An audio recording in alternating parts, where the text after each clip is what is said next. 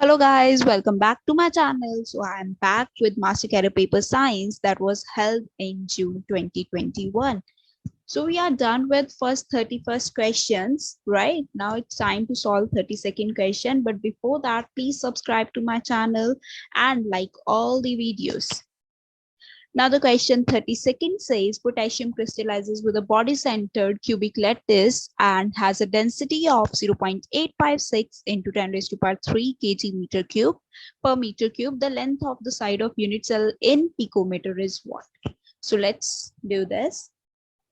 Now the formula for the density is equal to Z into M, where Z is coordination number, M is mass, divided by Avogadro number multiply by length, right?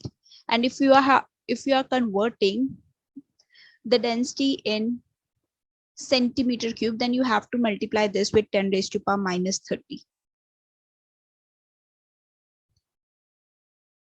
Okay, now the question is density is given to us 0.856 into 10 raised to power 3 kg per meter cube. To convert it into gram per centimeter cube, we have to multiply it with 0.001. Okay. Now Z is coordination number. For BCC, body centered cubic, Z is 2. So substituting 2 over here, molecular mass of potassium is 39. Avogadro number is 6.022 into 10 raised to power 23. And we have to find out A cube. And 10 raised to power minus 30 will be there. On solving both the side, what we will get is A is equal to 533.3 picometer. 533.3 picometer. Okay, you just have to use the formula. And again, this question is from +2. The chapter name is solid state. The first chapter of +2, solid state. Just use the formula. Rho is equal to Z into M divided by NA multiply by A cube into 10 raised to power minus 30. On solving whole factors, you will get A, that is the length of side, as 533.3 picometer. The next question is question number 33. The mass of solute of molar mass 404 gram per mole that should be dissolved in 150 ml of water to reduce its vapor pressure to 20.3 torr. So we have to find out the molar mass of solute, right? For that, we will use this formula.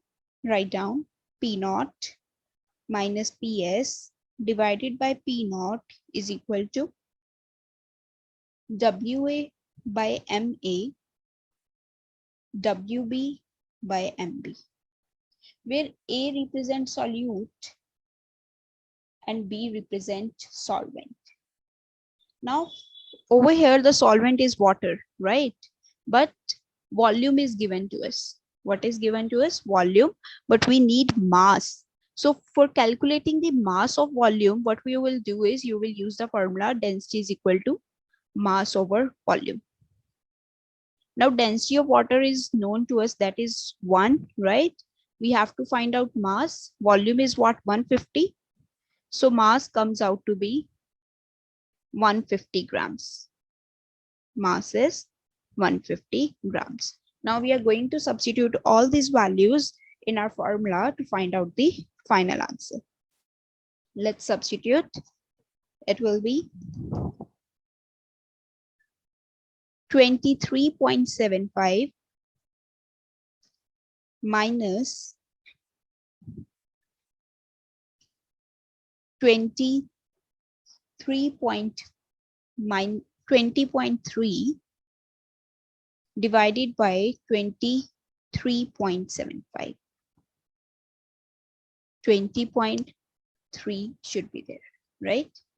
Now we have to find out the molar mass of solute, or you can say mass of solute. So we are going to put the values in this formula. Molar mass is 404. Now the molar mass of water is 18, right? And the given mass of water is 150. 150. Okay. Now on solving this, what you got is 3.45 divided by 23.75, and you will remove the decimals. Now you will do the cutting. 18 will be at 6, this will be at 50, then 3 and 25. So what we are have is WA 404 multiply by 25 and 3 over here. Now 3 and 345 will be cancelled out, and over here we will have 115. 115, right? So after solving all this factor, what you will get is, so let's solve this. WA is equal to 404 multiply by 25 multiply by 115, and in the denominator it's 2375, and there is one more term, so there must be 2375, right? On solving this, what you will get, it is 489. The answer comes out to be 489. Okay, so you are just using the formula. Again, this question is from class +2. The chapter name is solutions.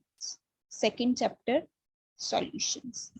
You just have to use the concept of relative lowering of temperature, relative lowering of vapor pressure. Write down the concept, relative lowering of vapor pressure. So P0 minus PS divided by P0 is equal to WA by MA and WB by MB. Okay, just substitute the values and you will get the mass of solute. The next question is 34th question. If unpaired electron of copper in Cu H2O6 positive is lying in DZ2 orbital, the geometry of the species would be what? So the answer will be compressed octahedral. The answer will be compressed octahedral by using the concept of Jahn-Teller distortion. Jahn-Teller distortion.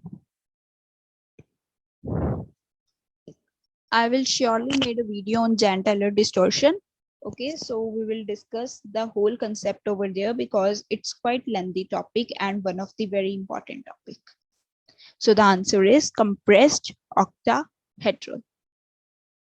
The next question is, when air is passed through an aqueous solution of COF2 in the presence of fluoride ions, you have to take out which of the following species is correct. F2, COF2, and again we are passing air in presence of fluoride ions, right? So always make sure that fluoride ion is a weak ligand, and weak ligands always go for high spin complexes. That means first and fourth option is eliminated. We have to choose in between C and B, right?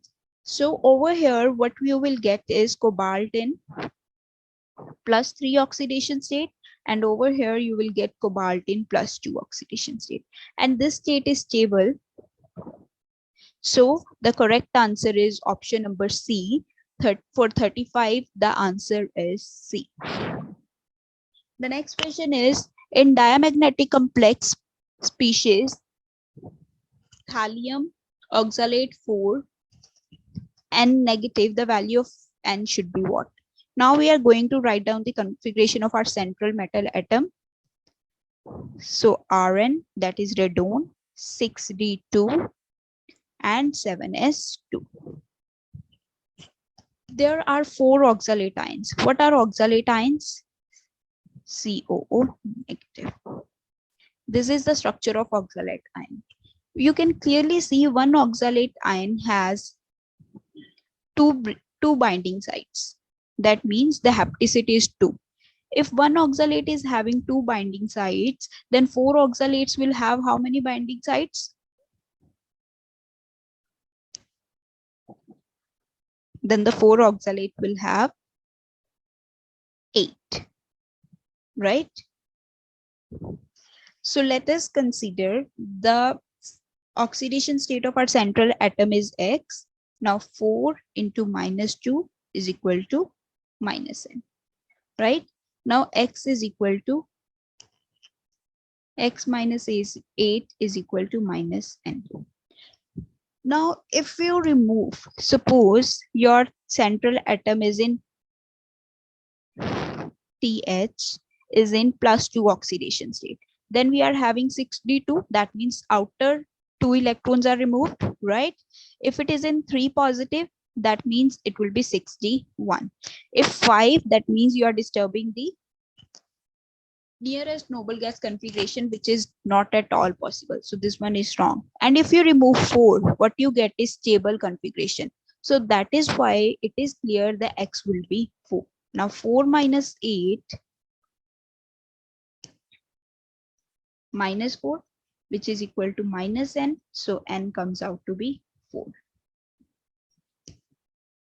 For this question, you must know the electronic configuration, the concept of electronic configuration. Only then you can find out the value of n. The most easiest question is 37th question. Ozone layer is affected by what?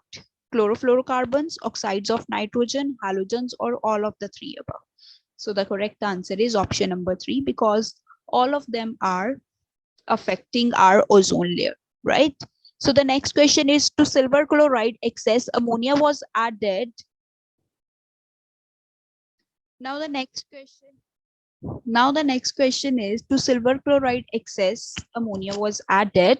The likely formula of coordination compound. Coordination compounds are always in square brackets, so first and second are not the coordination compound. Now we have to look out in between first option C and D. So the correct answer is option number D, because ammonia can exist in +2 oxidation state, like it can accommodate only 2 ligands. So therefore the correct answer is option number D. The next thing is, among group 3 elements, the most stable univalent oxidation state is shown by tantalum, gallium, aluminium, or indium. Down the group, smallest oxidation is most stable. Smallest oxidation state is highly stable, or most stable is highly stable. +3 and +1 oxidation state is shown by group 3 elements. So down the group, +1 is more stable, and above the group, or you can say upside, there is stability of +3. So the last element of this group is tantalum. So therefore the correct answer is option number A. The next question is, in the triangular cluster Fe3CO2, you have to calculate the En. Very, very important question. So let's draw the structure of Fe3CO2. Fe, Fe, and Fe. There are 3 central atoms, that is iron, and CO, CO, and CO. There are 3 bridging CO.